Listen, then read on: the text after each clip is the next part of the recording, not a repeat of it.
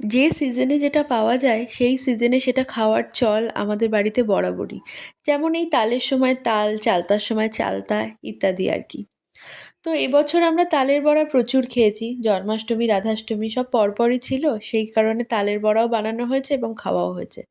কদিন আগে পঙ্কজ বাজারে গিয়ে আবার তাল দেখতে পাওয়ায় একটা তাল বাড়িতে এনে হাজির করেছে। তাকে তালের বড়া বানিয়ে দিতেই হবে। আমারও কদিন ধরে শরীরটা খুব খারাপ, এই জ্বর সর্দি কাশিতে ভুগছি আর কি। সে আমার গলা শুনে আপনারা বুঝতেই পারছেন। তার আগে আমার মেয়ে কিছুদিন ভুগলো জ্বর সর্দি কাশি এসব নিয়ে। ও একটু সুস্থ হওয়ার পর পড়লাম আমি।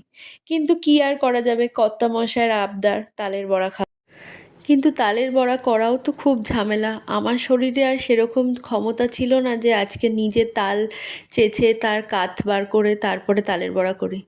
তাই আমাদের বাড়িতে যিনি হেল্পিং হ্যান্ড আছেন সেই দিদিকেই বলেছিলাম সকালবেলা তালটা চেঁচে দিয়ে যেতে।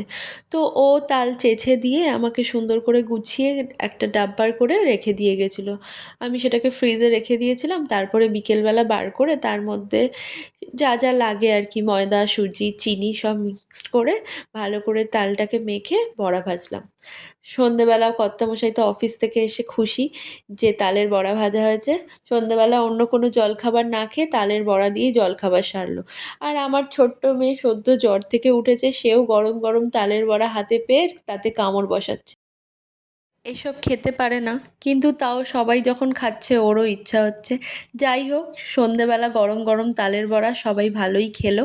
বর, মেয়ে, আমি, শাশুড়ি মা সবাই মিলে গরম গরম তালের বড়া নিয়ে সন্ধেবেলা টিভির সঙ্গে বেশ আড্ডাটা জমে উঠেছিল। আজ এইটুকুই, দেখা হবে পরের কোনো একটা ভিডিওয়ে। টাটা।